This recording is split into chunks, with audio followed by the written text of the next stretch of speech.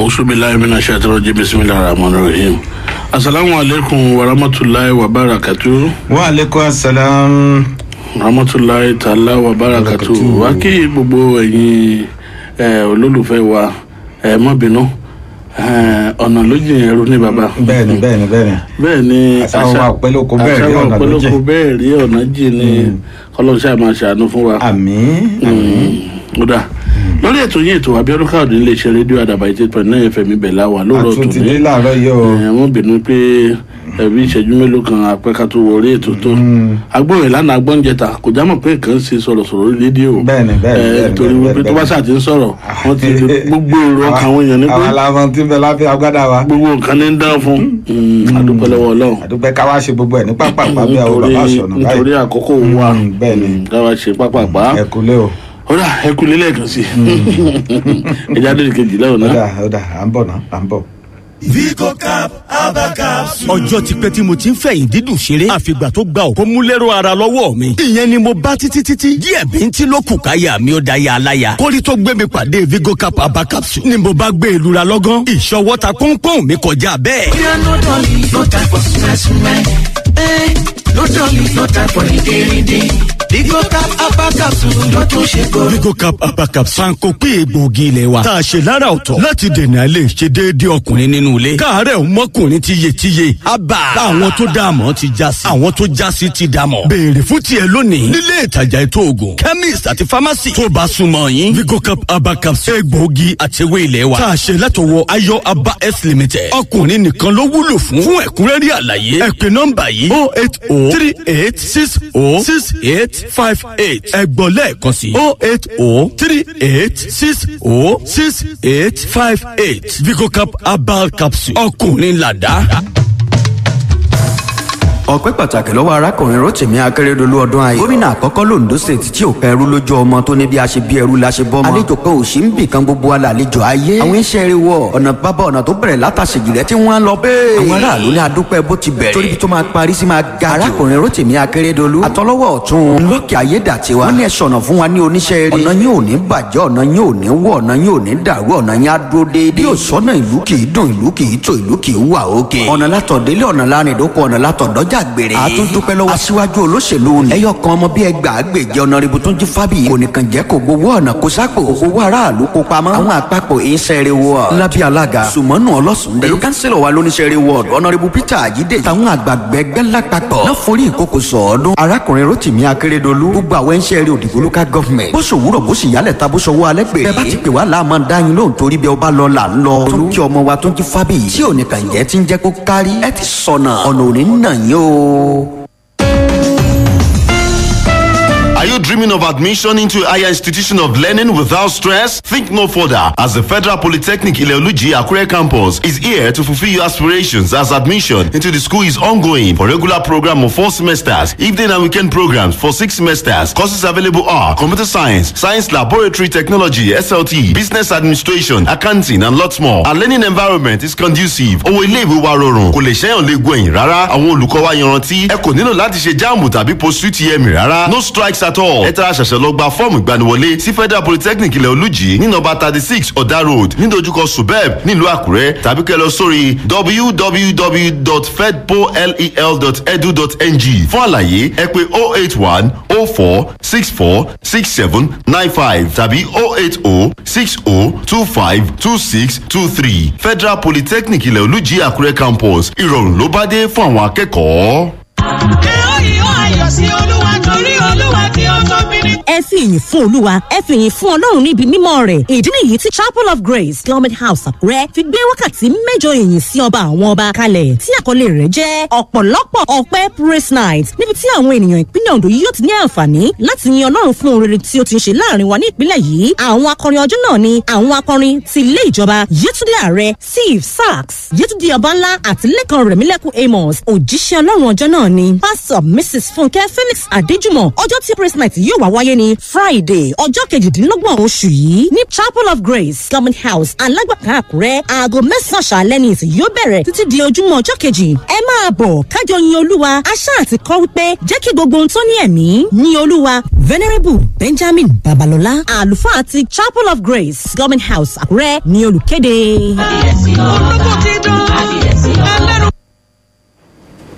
tó ẹ káàbọ̀ padà láti òdì kejì lọ́hùn-ún.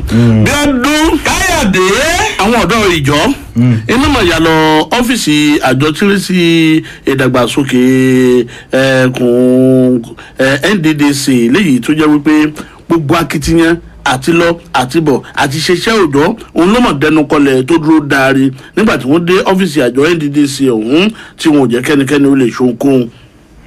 ọlọ́run á ṣàánú wa. àmì o. káyọ̀dé lọ́dún. wọ́n mọ̀ ti sọ pé káwọn ọmọ iléèwé kí wọ́n lọ sí àyè ìsinmi o látàrí bó ti jẹ́ pé àwọn tí wọ́n jà fún ìdásílẹ̀ ilẹ̀ olómìnira biafra bí wọ́n ṣe sọ pé kí kálukú ó fìdí mọ́lé. kálukú fìdí mọ́lé. bẹ́ẹ̀ ni.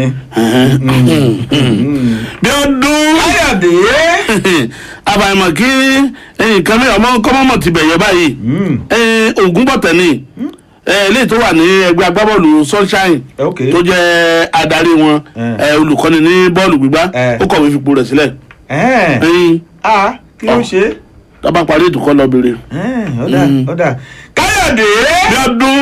ààrẹ muhammadu buhari ni o kí ló dé. ó ti yan ọ̀gá àwọn ọmọ ogun orí ilẹ̀ míì lórílẹ̀‐èdè yìí. ọ̀gá àwọn ọmọ ogun orí ilẹ̀ míì. bẹ́ẹ̀ ni ó ti yan.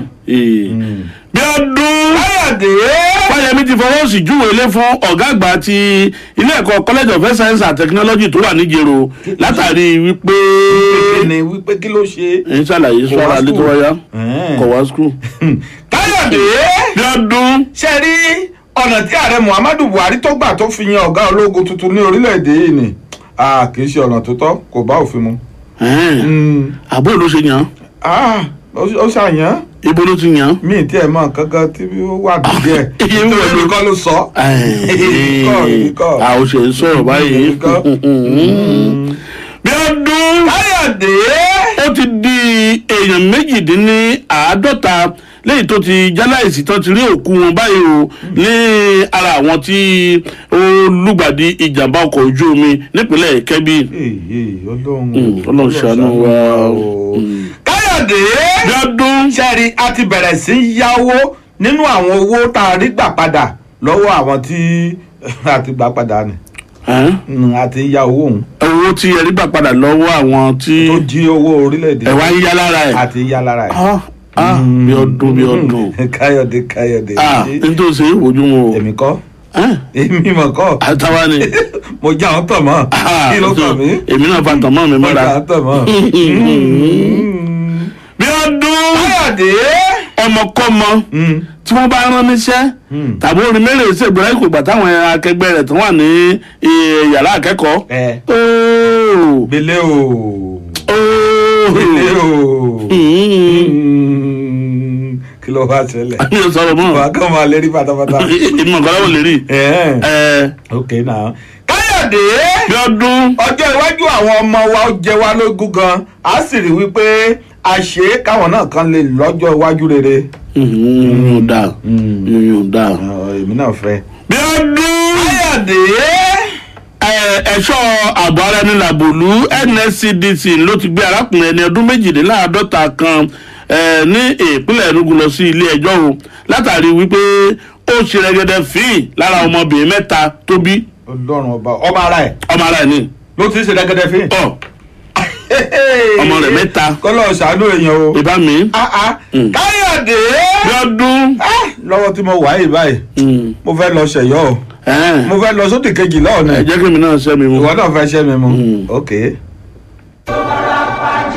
ìjọ mountain of fire miracle ministry south west 4 region headquarter tó wà ní plot 510 industrial layout lẹ́gbẹ̀ẹ́ adé super hotel òpópónà iléṣà àkúrẹ́ ló ń fi àsìkò fífi tó gbogbo ènìyàn létí àwọn ìpàdé àdúrà tí ọlọ́run gbé kalẹ̀ nínú oṣù kẹfà yìí léyìí tí ó máa fi ṣiṣẹ́ ìyanu ìdáǹdè ìtúsílẹ̀ àti bẹ́ẹ̀ bẹ́ẹ̀ lọ. àkọ́kọ́ ni wákàtí àánú àti ìdáǹdè tí yóò wáyé ní monday ọjọ́ 21 oṣù yìí wọ friday ọjọ́ 4 oṣù kẹfà bẹ̀rẹ̀ láago 6 àbọ̀ dé aago 7 àbọ̀ lọ́jọ́ kọ̀ọ̀kan sunday 4 ọ̀tọ̀ọ̀tọ̀ èyí tí í ṣe ọjọ́ kẹfà ọjọ́ kẹtàlá ogúnjọ́ àti ọjọ́ 17 oṣù kẹfà ní ìpàdé àdúrà tí tí a pè ní a ó sì gba ìkógun lọ́wọ́ àwọn ẹni ẹ̀rù bẹ̀rẹ̀ láago 10:00 sí aago 11:00 ní Sunday kankan. ẹ mú fọ́tò mọ̀lẹ́bí yín lọ́wọ́ bí ẹ bá ń bọ̀. gbogbo ọjọ́rú ìyẹn Wednesday láago 10 àárọ̀ di aago 2 ọ̀sán ní wákàtí Gẹ́símánì tó jẹ́ àkókò ìtúsílẹ̀ ara ẹni tí a tún ní àǹfààní ìgbaninímọ̀ràn látọ̀dọ̀ Ọlọ́run nípasẹ̀ Regional Overseer South West 4 Region. ẹ fi gbogbo ìpàdé àdúrà wọ̀nyí sọ́kàn o nítorí nínú rẹ̀ ọ̀pọ̀lọpọ̀ iṣẹ́ ìyanu àti ìtúsílẹ̀ ní ẹ ó rí gbà bẹ́ẹ̀ bá lè gbìyànjú láti wà ń bẹ̀. ọ̀gọ̀rọ̀ àwọn ìránṣẹ́ Ọlọ́run ti wà ń kalẹ̀ tí Ọlọ́run yóò lò. Dr. DK Olúkọ̀yà alábòójútó àgbà ìjọ MFM lágbàáyé Jésù lolúwa.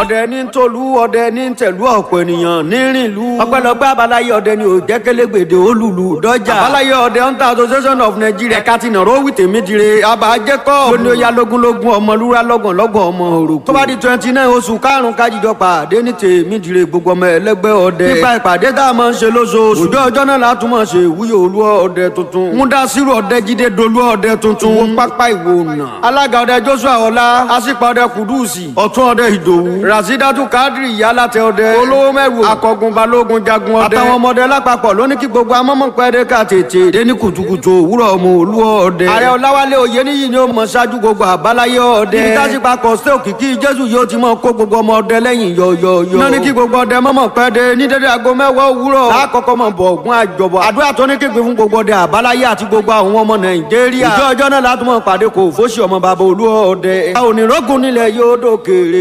tèfé ó dókèrè. ó ṣògbárò. oògùn atẹ́jẹ́ ṣe kan ni mo fẹ́ ròyìn. president abablo tọ́ni ló ń jẹ́.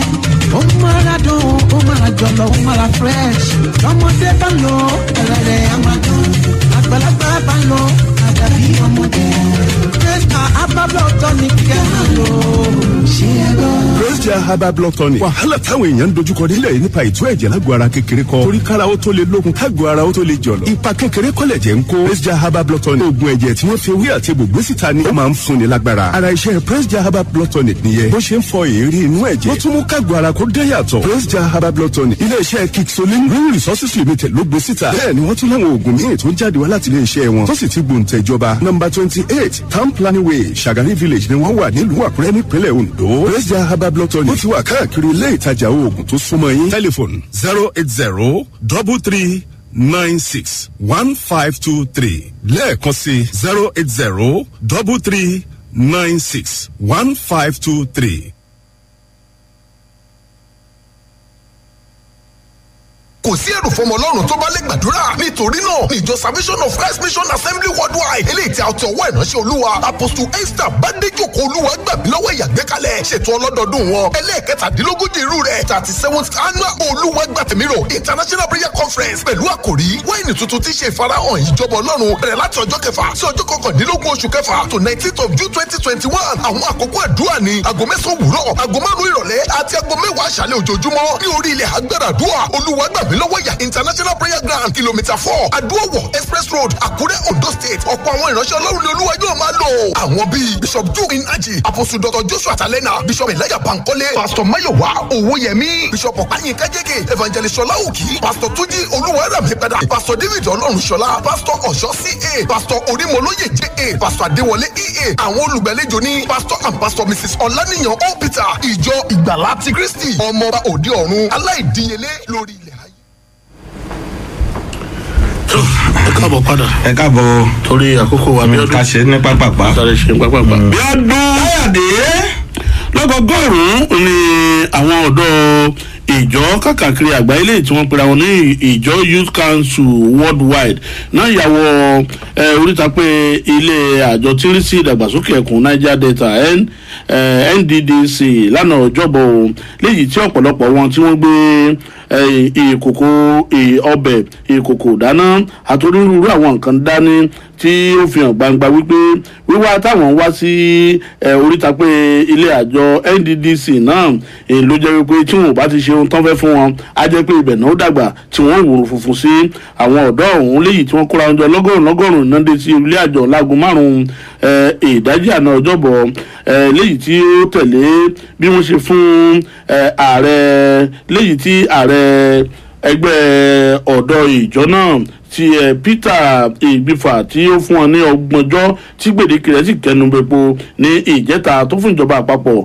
wípé kí wọ́n ṣe ìfilọ́lẹ̀ àjọ léyìí tí ó lẹ́nu bẹ̀ dáadáa tí ó sì rẹ́sẹ̀ walẹ̀ fún àjọ NDDC náà látàrí kí gbogbo nǹkan kó ba lè gúnrégé tàbí kí wọ́n pagidí àjọ ọ̀hún kí wọ́n wọ́n jẹ́ kí ohunkóhun kó ṣeé ṣe níbẹ̀ mọ́ fún ọ̀pọ̀lọpọ̀ wákàtí iná fi ń ṣe ìfẹ̀hónúhàn náà léyìí tó mú kí gbogbo ojúṣe àti ìṣe òòjọ́ kó ṣe bẹ́ẹ̀ kó dẹnu kọlẹ̀ ní agbègbè ọ̀hún gẹ́gẹ́ bí wọ́n ṣe sọ wọ́n ní wọ́n tiẹ̀ mú ààyè ewúrẹ́ dání wá bẹ́ẹ̀ tó sì jẹ́ pé níbẹ̀ ọ̀hún iná ti dúró tí wọ́n sì ṣe àsun tí kálukú wọn tó bẹ̀rẹ̀ sí ní jẹun wọ́n ní wọ́n gúnyán bẹ́ẹ̀ o bẹ́ẹ̀ kẹ̀ ni wọ́n tún ṣe pẹpẹ súùpù aláta ṣúẹ́ṣúẹ́ pẹ̀lú ewúrẹ́ tí ó jẹ́ pé ìṣe ni àwọn ẹ̀ṣọ́ aláàbò tí wọ́n gbàgbọ́ndò lọ́wọ́ tí wọ́n wò wọ́n o látọ̀nà jíjìn réré nígbà tí àwọn ọ̀dọ́ náà tí wọ́n ń pa ètò ọwọ́ wọn.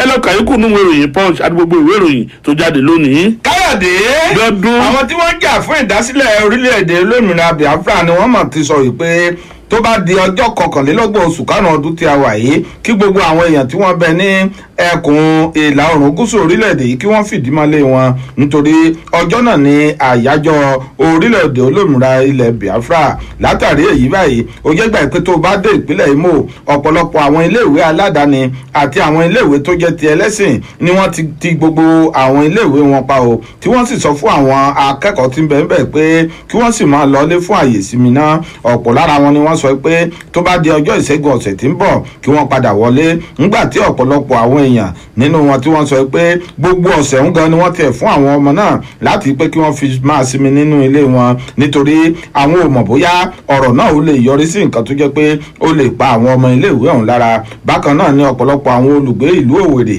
ni wọ́n ti bẹ̀rẹ̀ sí ní fi ìbẹ̀rù bójú lọ ra àwọn nǹkan tí ẹnu ń jẹ nínú ọjà tí wọ́n sì ń kó pamọ́ o látàrí pé wọ́n ní àwọn ò mọ̀ bóyá nǹkan náà ó lè tẹ̀yìn yọ ẹ wo fún ẹ̀kúnrẹ́rẹ́ ìròyìn ẹ kọjá lọ sínú ìwé ìròyìn Punch. bí ọdún Káyọ̀dé.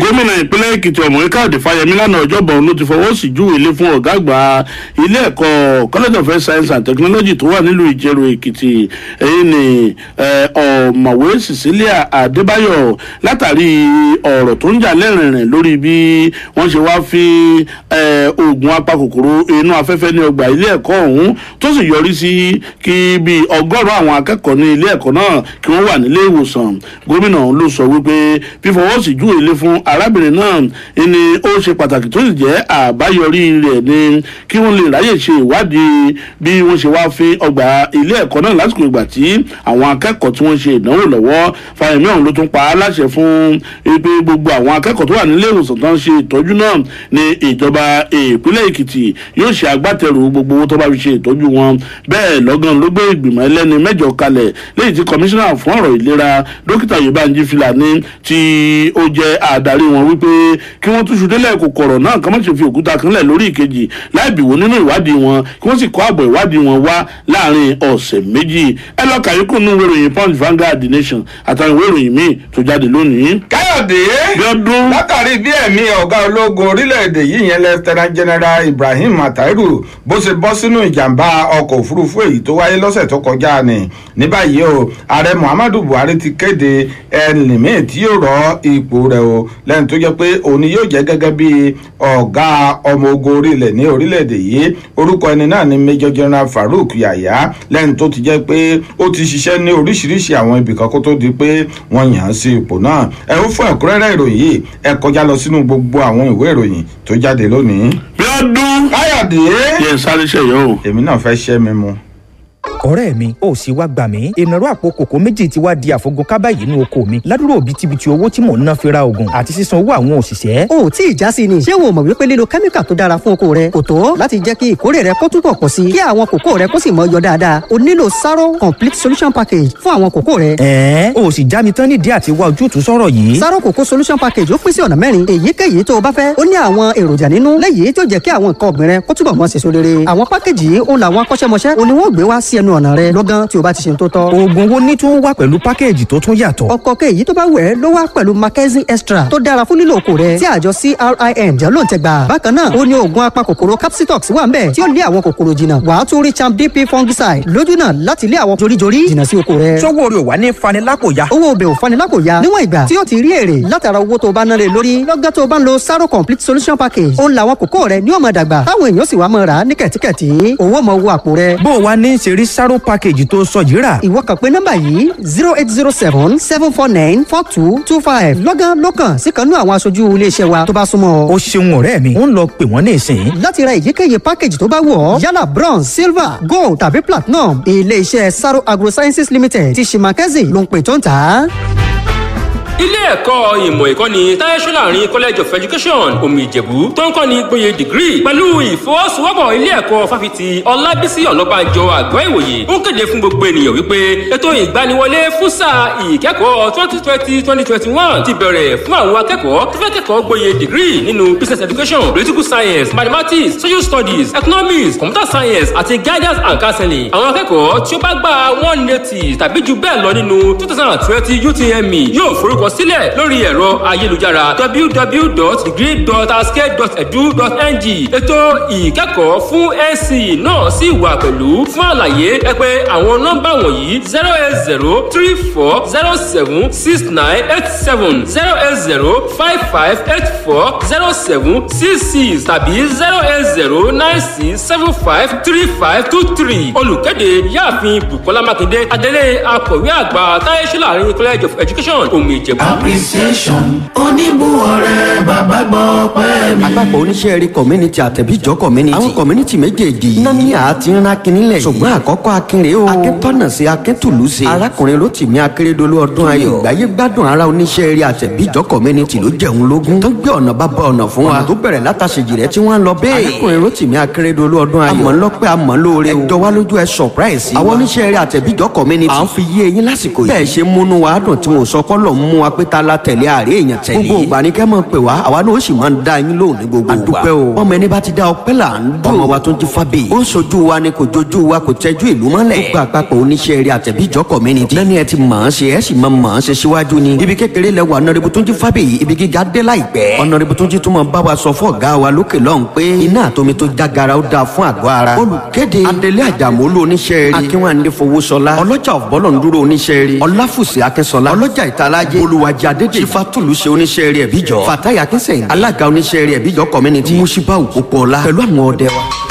ǹjẹ́ ẹ ti gbọ́ pé Millennium College of Health Technology ní pópónà Dálákùrẹ́ ti ṣílẹ̀kùn ìgbaniwọlé láti kẹ́kọ̀ọ́ gboyè HND tí àjọ NBT tó ń fọwọ́ sí sílẹ̀ fẹ́yìn tẹ́ ẹ fẹ́ darapọ̀ mọ́ àwọn òṣìṣẹ́ ìlera ní Nàìjíríà àti lókè òkun. ǹjẹ́ ẹ ti gbọ́ sẹ́ pé Millennium College ń ta fọ́ọ̀mù ìgbaniwọlé tí ẹ̀kọ́ HND Environmental Health Technology Health Information Management àti Dental Therapy. àwọn tí ó bá ṣe àwọn ẹ̀kọ́ HND tí mo là sílẹ̀ yìí yóò láǹfààní láti lọ fún ètò àgùnbánirọ̀ NYSC. kò tán síbẹ̀ àǹfààní tún wà láti wọlé sí àwọn ẹ̀kọ́ diploma àti certificate wa bíi pharmacy technician medical laboratory technician SHIU medical image processing technician x-ray. bákan náà látún gbaniwọlé sí àwọn courses bíi health information management dispensing opticianry dental health technician environmental technician biomedical equipment maintenance technician JSHIU àti health assistant. ẹ wá gbọ́ o gbogbo ẹ̀yin tẹ́ fẹ́ wọlé fún ẹ̀kọ́ HND lẹ́ni láti jókòó fún ìdánwò jambu. ẹ máa bọ̀ sínú ọgbà ilé ìwé wa ní Millennium College of Health Technology ààyè ní pópónà Dálákùrẹ́ pẹ̀lú 7,500 naira péré láti gbà fọ́ọ̀mù. hello àti WhatsApp number wa ní 08038499248 tàbí 08067882878. akọ̀wé àgbà ló ní kéde.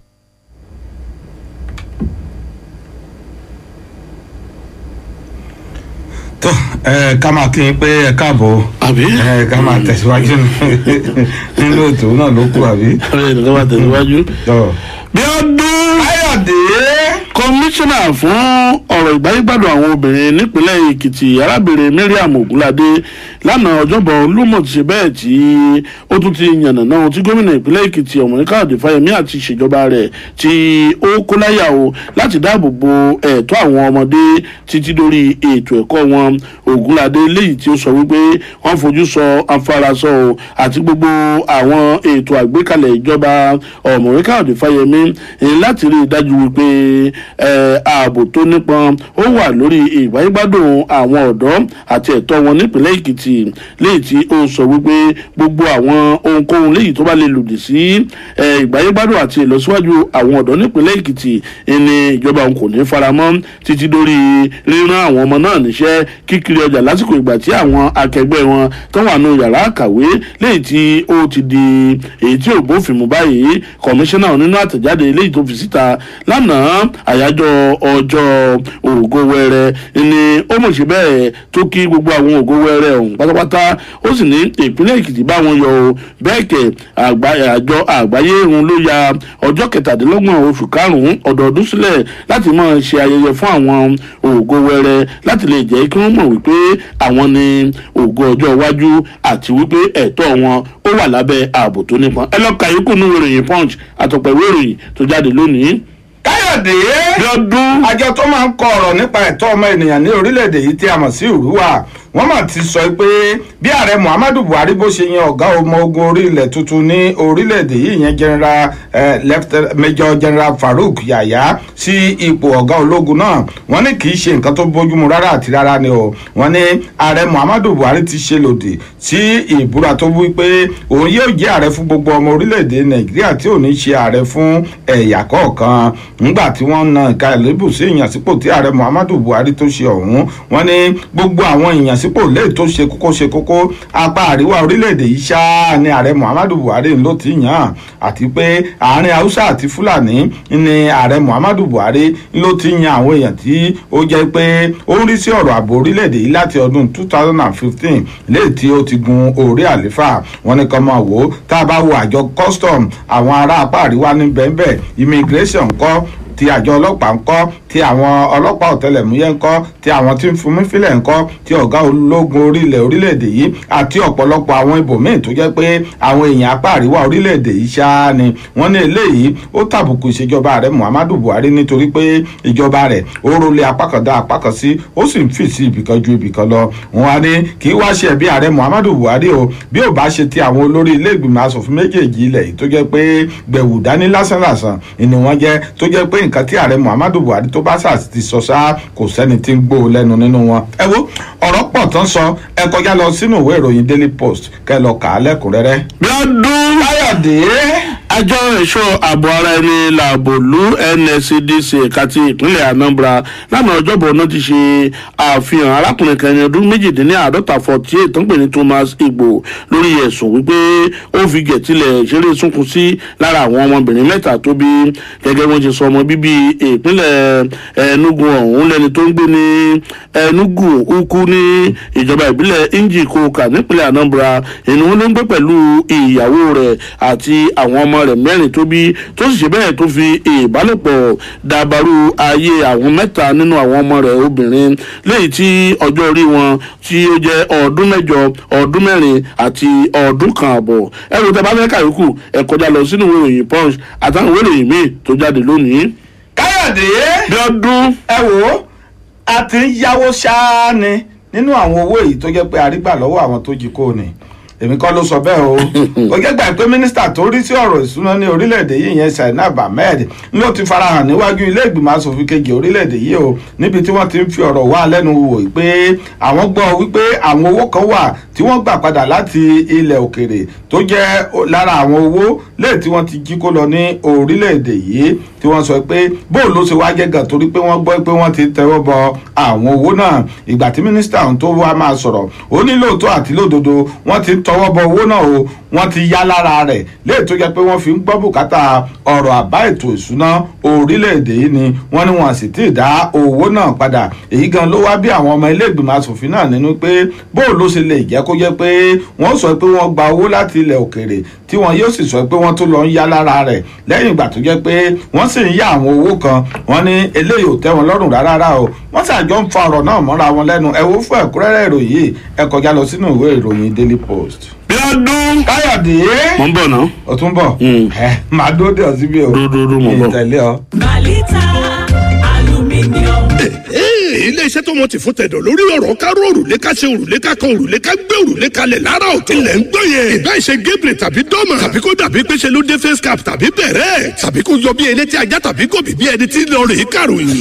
bàálítà lálára ọ̀tọ̀ ti ń dára pẹ̀lú rúfin ṣe tí kì í dípàtà tí kì í jó tí kì í ṣá tí kì í wọ́n tí kì í bó tí kì í gbọ̀n. ó dùn rọ wàràwàrà tára ń sán gàràgà tátẹ́gùn kù gírí. kéésù láyọ̀ láì gbáruwo ni. kódà bó tún ṣe òrùn ló gbóná kìjikìji bíi iná. Mr. Mami kan lòrùlé bàálítà. irú èyí ẹ bá fẹ́ ni. bẹ́ẹ̀ ṣe ti long span gerard ondule tàbí step tiles àtàwọn tó kù bẹ́ẹ̀. gbogbo ẹ̀yin tó ṣẹ̀ṣẹ̀ kọ́lé tàbí kápẹ́ntà tàbí contractors. ẹ máa bọ̀ wá pé bàálítà fún roofing tó kira tó kidò tó rẹwà. ní plot 16 block n ní state industrial estate Iléṣà Òwò express road beside road safety office Àkúrẹ́. telephone 091 3114 9733 tàbí 080 3350 6555. bórí ẹja bá ti bàjẹ́ gbogbo ẹ̀ ló bàjẹ́ yẹn. òrùlé tó dáa ló máa ń jẹ́ kí ilé wà durable and beautiful. torí náà ó yá sí bàálítà aluminium. ìmọ̀ kọ́lé bẹ́ẹ̀ o ìmọ̀ kọ́lé bẹ́ẹ̀ alálẹ̀ mọ̀ ya ṣuṣẹ́ lórí alẹ́ ràn báyìí o ìmọ̀ kọ́lé bẹ́ẹ̀ o. alẹ́ ẹ̀ẹ́dẹ́gbẹ̀ta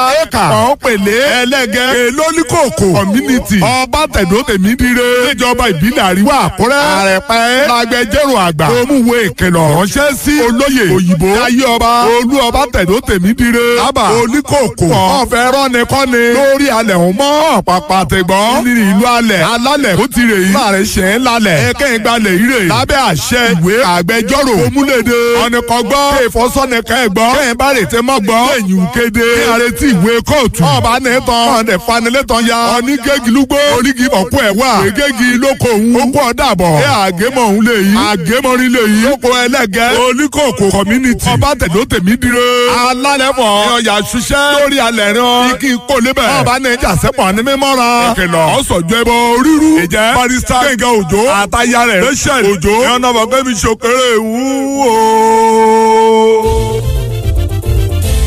kára ó lè pé bá ara ríro kò sí mọ́ àwọn ká ti sá lọ wọ́n ti lọ wá bí wọ́n sí kára ó lè pé bá múre àtúrà dáadáa. kókó lára ọ̀tá le gbéra ńlẹ̀ kó dìde kára ó lè pè ń bá àtúrà wọ̀ àtúrà pẹ̀sẹ̀ àtúrà dáadáa kẹ́gun ó tò kẹ́gun ó nà kára ó yá gágá ara ń ronú tẹ́lẹ̀ kò ronú mọ́ tẹ́ bá ti fi kára ó lè pè ń bá ra lẹ́sẹ̀kẹsẹ̀ ló ń ṣiṣẹ́ wọnú igun tó sì ń ṣe àtúntò rẹ̀ òṣùbù yẹ̀kẹ́ fa párọ̀ tàbí fi ẹsẹ̀ dá fi kára ó lè pè ń bá wọ̀ káì ara rẹ̀ ó lè padà yakinlala action dídùn kára ó lè pè ń bá lọ́kọ̀ gbogbo wọn agbára pọ̀ kára ó lè pè ń bá tuyi pharmaceutical industries limited àwọn tó lórúkọ tó ṣe é gbẹ́kẹ̀lé níbi ká po oògùn òyìnbó ló ṣe é kára ó lè pè ń bá ẹ̀rọ ṣẹ̀ṣẹ̀ pín ìrèpàtú òpèrè ta pàtà pọ́npọ́n kára ó lè pè ń bá ó kì í síbẹ̀. kára ó lè pè ń bá múre àtúrà dáadáa.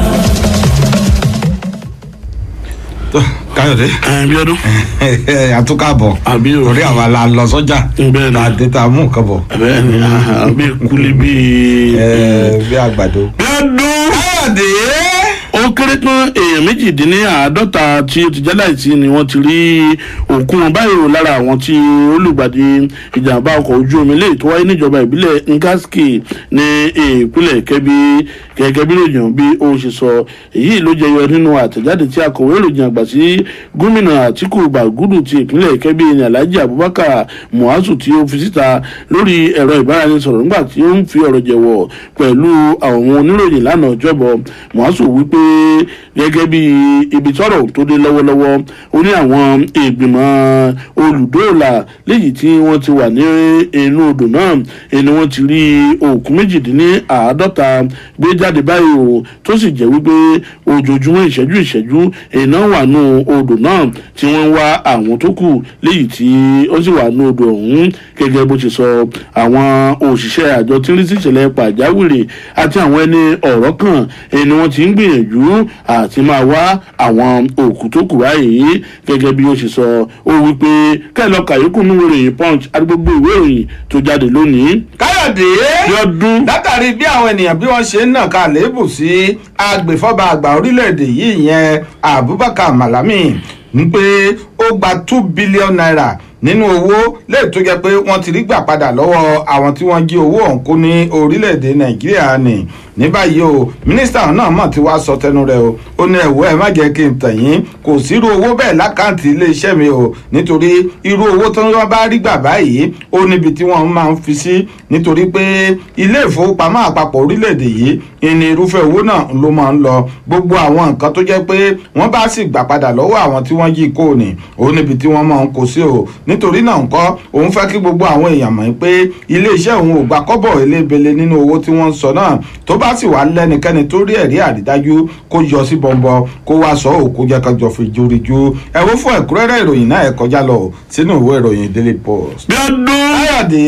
nígbà tí mò ń gbàdúrà fún ọmọ mi lórí ẹ̀rọ ìbáraẹnisọ̀rọ̀ èmi pé ọjọ́ kejì ní títàn dé o mi màkọ́ ló mọ̀ sọ bẹ́ẹ̀ o bàbá ìkan lára àwọn ọmọ ogun ojú òfurufú tó jáláìsí nínú ìjàmbá kan ti ojú òfurufú tó wáyé lọ́sẹ̀ tó kọjá ọ̀gbẹ́ni Jacob Oyedepo tó jẹ́ bàbá olóògbé Matthew Oyedepo nìkan lára àwọn ajagun ojú òfurufú léyìí tí ó jẹ́ ọmọkùnrin bàbá òun tí èkó mú lọ ó ní ó mọ̀ ti sọ wípé jíjà láìsí ọmọ òun nínú ìjàmbá ọkọ̀ òfurufú náà ẹni kò ní dáhùn dúró láti jẹ́ kí àwọn ọmọ ìyá àtọmọ bàbá rẹ̀ tó kù kí wọ́n darapọ̀ mọ́ iṣẹ́ ológun Matthew ọ̀hún lẹ́ni tí ó jẹ́ aláìsí nínú ọkọ̀ òfurufú Beechcraft 350 léyìí tí ó ṣe bẹ́ẹ̀ tó jálulẹ̀ ní Kaduna ní ọjọ́ Ẹtì tó kọjá léyìí tó mú ẹ̀mí ẹni tó jẹ́ olórí ọmọ ogun orí ilẹ̀ nígbà náà Lieutenant General Ibrahim Atairu tí ó mú dání pẹ̀lú àwọn mẹ́sàn-án mìíràn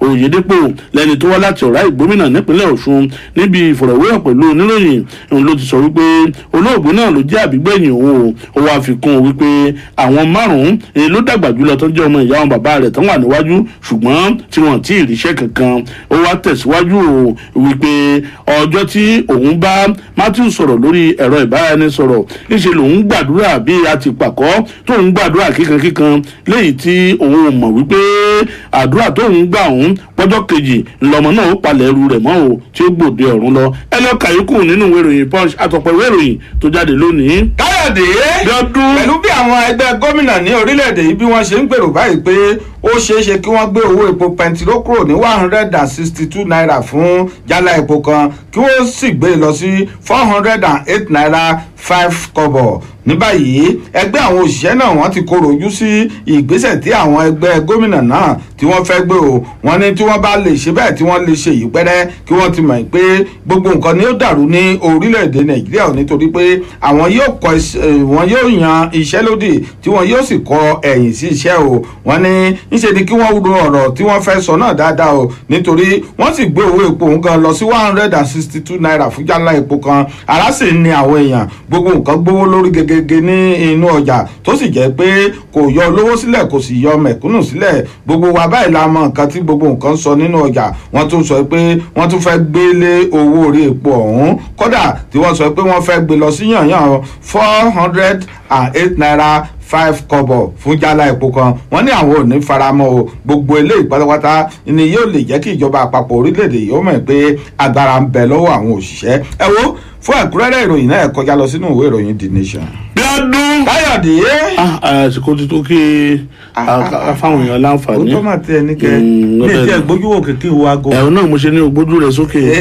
kí wo ọlọ́run ọba. kí wo ọlọ́run kó wo kó o sì yè. kó yé. ok tí wàhálà. abala tí a wà báyìí jáde tó mi náà. jáde tó mi. Evergreen Stationery Warehouse. Evergreen. Ọ̀gá ni Evergreen nínú kata stationery sì nílẹ̀ yìí. Evergreen ló ní àwọn ọjà wọ̀nyí ní káwọn tó lẹ́ẹ̀dínwó tó rọ̀jú jùlọ. Bẹ̀rẹ̀ látòrí A4 papers, big notes, diaries, pen, biro, pencils, drawing board, whiteboard, calculator lóríṣiríṣi, bíbélì àtàwọn ohun èlò ẹ̀kọ́ gbogbo nílé ìwé. Evergreen ló ń supply laminating materials direct láti ọ̀dọ̀ àwọn manufacturer ní wọ́n rọ́jà tiwọn. Òun lówó wọn fi rọlẹ̀ jù ní gbogbo agbègbè yìí. Ẹ má wulẹ̀ rè kó ẹ má rè bàdàn mọ́. Evergreen ti wà fún wa pẹ̀lú ẹ̀dínwó tó rọrùn jù. Iye tí wọ́n ń tà lẹ́kọ̀ọ́ náà lẹ́ máa bọ́jà ní dọ́sídọ́sí bọ́ndù package trailer. Tẹ́ bá ra àjàtọ̀ wọn láwọn ọkọ̀ àjàgbé tí ó bá yín kẹ́rù débikíbi tẹ́ bá lọ ní Nàìjíríà. Evergreen Stationery Warehouse ó kalẹ̀ gàgàrà sí nọ́mbà 22 Oyèmẹ́kù Road nítòsí Cathedral Junction Àkúrẹ́. Tẹlifon 08165316655 tàbí 08038554422. evergreen stationery warehouse ló ń ta ọjà tó quality jù pẹ̀lú owó tó rọlẹ̀ jù.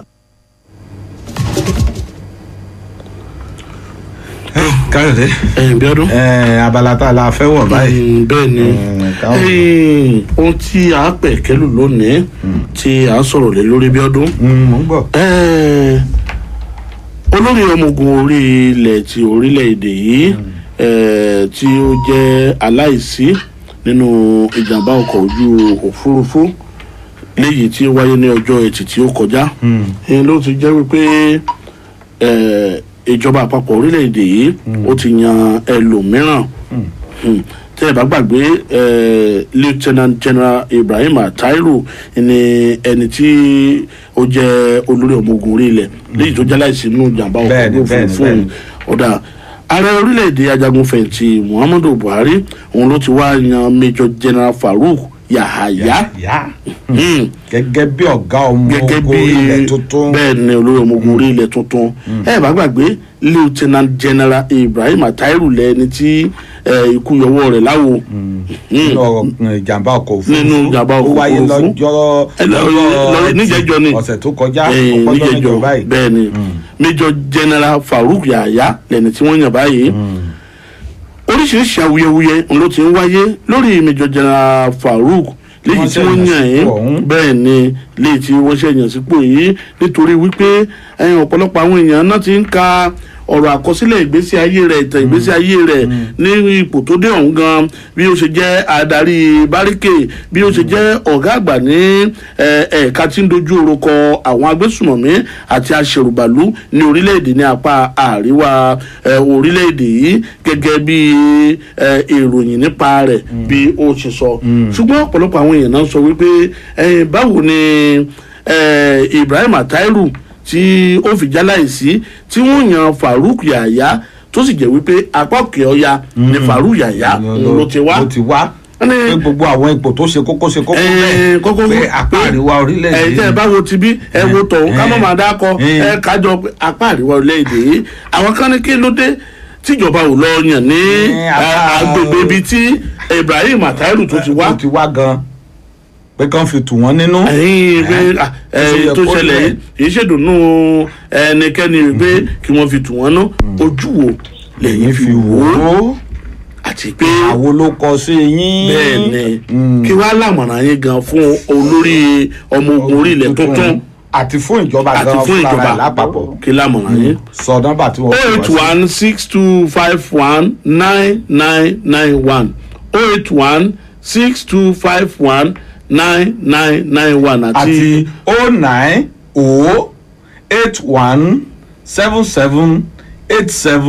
09081778793. lẹ́ẹ̀kan sí i.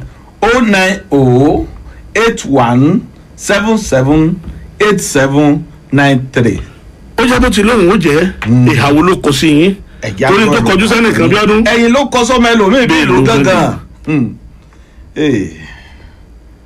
ọ̀rọ̀ kì í síbẹ̀. 08162519991 Bíọ́dún. Káyọ̀dé. Bíọ́dún. Káyọ̀dé o ẹ káàárọ̀. ẹ káàárọ̀ ta ló ń pè láti wọlé tí ń pè. Afa Abbas láti Gbótako. ẹ ṣeun. ṣe ọ̀rọ̀ tẹ mú wá láàárọ̀ ọ̀rọ̀ ńlá ni. àwọn kò kàn ń bẹ lórí Nàìjíríà tó jẹ́ pé wọ́n ṣe fẹ́ fún àwọn ẹ̀yà míì àyàfà àwọn Haúsá nìkan bíi ipò adarí FCC ICPC olórí ọmọ ológun ọ̀rọ̀ ìkúrí ẹ̀ka àtò torí ní ti ń ṣẹlẹ̀ yìí ó yẹ ká ronú sí o èyí sì bẹ̀yìn nìkan làwọn tó competent pọ̀ sí jù ṣùgbọ́n kí n má lọ síbi ọ̀rọ̀ míì tí ó kàn mí eléyìí tẹ́ wá sọ pé bóyá ó ti yá jù kò yá jù tá a bá wo security Nàìjíríà president bó ṣe wáyé a ní ìdìyàn mi láti tètè take over láti bá wa jẹ́ kí wọ́n darí bí a ti dá ètò ààbò padà lórílẹ̀-èdè country nígbà míì bóyá ẹ sọ pé bóyá kó wá láti ẹ̀yà míì náà ibi tí ẹni tó kú ti wá kò sí dandan kó jẹ́ bẹ́ẹ̀ o ẹni tó bá kójú òṣùwọ̀n láti handle fine security Nàìjíríà nìkan fi síbẹ̀ ó lè jẹ́. ìṣẹ́jú kan yìí ti pé lẹ́rí ẹ̀ o mi ìmọ̀rú ẹ́ńjìnì tó wà ń bí.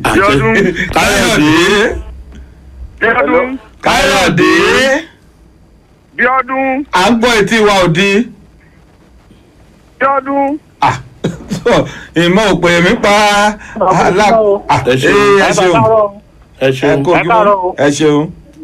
orúkọ tèmi ni Ṣọlá Àgùndàrẹ láti ìrìn àkókò. Nǹkan tí mo kọ̀ ní gẹ́gẹ́ bí nǹkan tí ẹ mú wá. Ṣé ẹ rí kinní yẹn tí ààrẹ bá fẹ́ ṣe? Ẹ̀sùn kò ń di rédíò yín. Ẹ̀sùn kò ń di rédíò yín yẹn. Ṣé ẹ gbọ́ mi dáadáa? À ń gbọ́ bẹ́ẹ̀.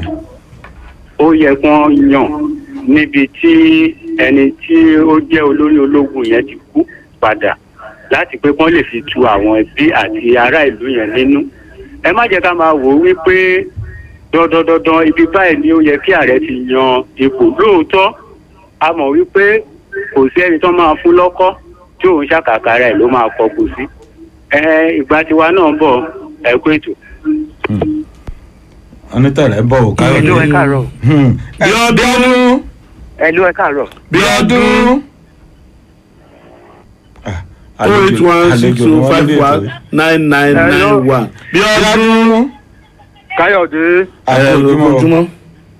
Ẹ̀rọ láti Ọ̀túnba Ọlálékan láti Bánkẹ́mà Ìlọ̀lújì. Ẹ ṣeun. Ọ̀rọ̀ tí gan ipò tán yan ọ̀gá ológun sí yẹn kò tọ̀nà rárá o. Kò tọ̀nà. Kò tọ̀nà o. Ṣé Haúsá nìkan la wá sí Nàìjíríà ni? Ebi ẹ̀yà mi wà mẹ́ẹ̀. Yorùbá wà, Ìgbò wà. Wọn ò ṣe yàn án sí. Lójú tiyín èyà tó kọ sí yín lẹsọ yẹn a ti sọ tẹ́lẹ̀ pé ohun tó kọjú sẹ́nìkan ẹ̀yin ló kọ sọmọ ẹ lò. Bíọ́dún. Ẹ kú ojúmọ́ o. Ẹ káàárọ̀. Ta ló ń pè láti bilẹ̀ tí ń pè? Láti pupa nípa. Ẹ̀yin rédíò yìí sálẹ̀ díẹ̀.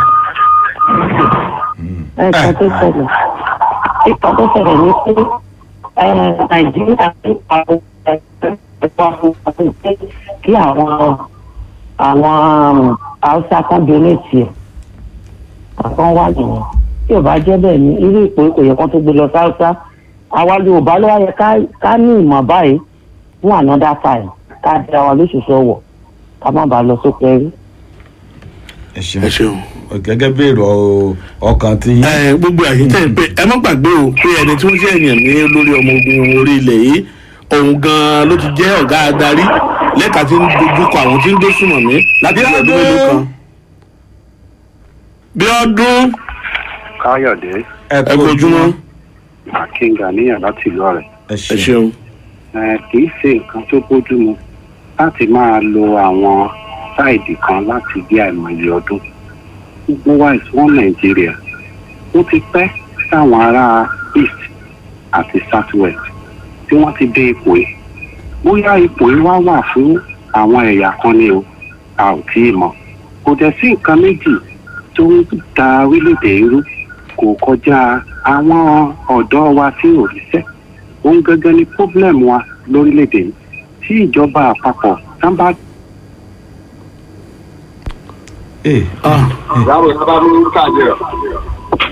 Bíọ́dún. Káyọ̀dé. Ẹnjìnà Elémùrè ló ń sọ̀rọ̀ látọ̀wọ̀. Ẹ ṣeun. Ẹ rí ọ̀rọ̀ Nàìjíríà yìí sùúrù ló gbà ọ́. Tá a bá wò ó bó ṣe ń lọ yìí kò yé wa. Kò sí post tó ń tẹ̀ fún àwọn ọmọ Yorùbá. Gbogbo post ńláńláńláńlá Haúsá ló ní. Kí ló ń ṣẹlẹ̀ níbí?